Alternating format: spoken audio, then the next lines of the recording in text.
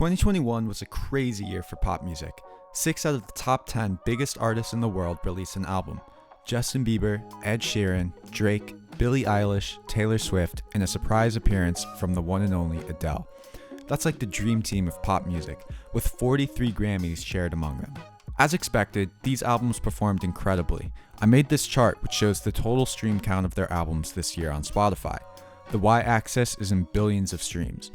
These numbers are pretty crazy, with Justin Bieber's Justice topping close to 4 billion streams total. But if we work our way up, we'll find something that shouldn't be there. With 2 billion, yes, billion more streams than one of the most famous artists of this generation is 18-year-old Olivia Rodrigo's debut album, Sour. Just take this in for a second. It's pretty absurd. What shocked me even more is this next chart. As the previous one showed the sum of streams for all tracks on the album, I wanted to account for this since an album with more songs may lead to more streams as there's simply more to listen to. On the x-axis, I have the total number of songs on the album, and on the y, I have the average streams per song. With the exception of Taylor Swift's re-released Red album, which had a ton of tracks, the other albums had around 15 to 20 and in the 100 million to 200 million average streams per song. These are insane numbers even for the biggest artists in the world. And then, there's Sour. With only 11 tracks, the average song on her album has 500 million streams. 500 million streams on average for each song on her very first album at the age of 18 years old. Here's a list of songs released in the past few years you probably know that have around 500 million streams. She basically made 11 of those on her first go at it. Olivia Rodrigo, whether you like it or not, may go on to be one of the most successful artists of all time in the streaming era. To put her in comparison, here's a list of the top 20 most streamed albums of all time on Spotify.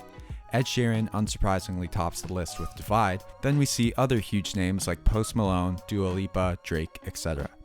Coming in at number 20, just after 8 months of being released, is Sour. Sour is the only album on the top 20 list that was made in 2021. Dua Lipa's Future Nostalgia The Moonlight Edition technically came out in 2021, but it just added a few songs to Future Nostalgia, which came out in 2020, so that doesn't count. At the rate that this album is being streamed right now, given enough time, she will easily enter the top 5 most streamed albums ever, and potentially even dethrone Ed Sheeran for the number 1 slot. The top 5 currently have had years to get to where they are, and she is currently showing no signs of slowing down. On month 8 of her album being out, she is gaining around 20 million streams a day on the album.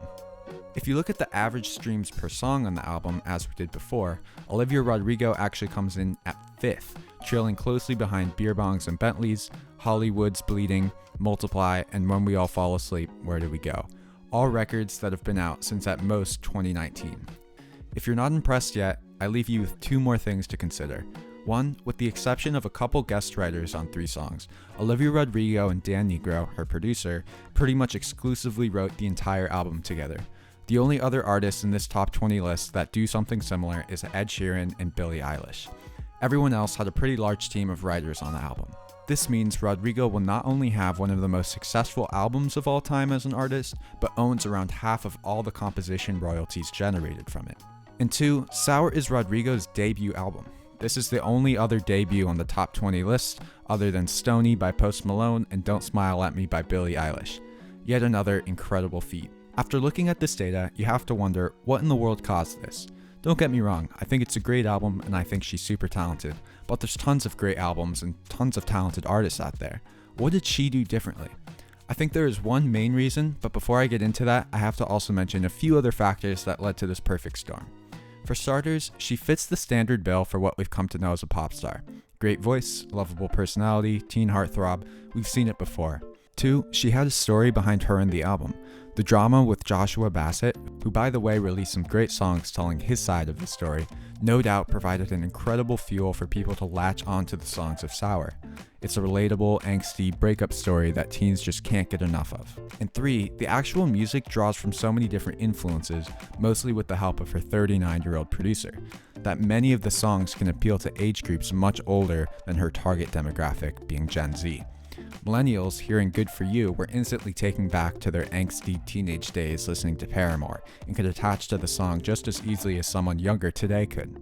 Songs like Traitor and Happier have that sincere singer-songwriter feel to them that made artists like Taylor Swift and Ed Sheeran so popular in the early 2010s. The songs on this record were crafted in such a way that 10-year-olds all the way up to 30 and 40-year-olds can get at least some enjoyment from them if they come up on the radio. And all of this leads up to the main reason I believe Olivia Rodrigo may have the most successful album, streaming-wise, of all time, and that's TikTok. Here is my last chart for the video.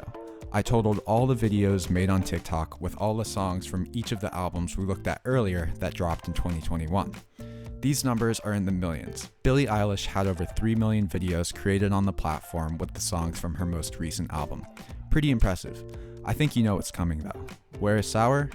Not 4 million, not 5 million, 6 or 7. Sour has over 8 million videos created on TikTok, far surpassing her competition.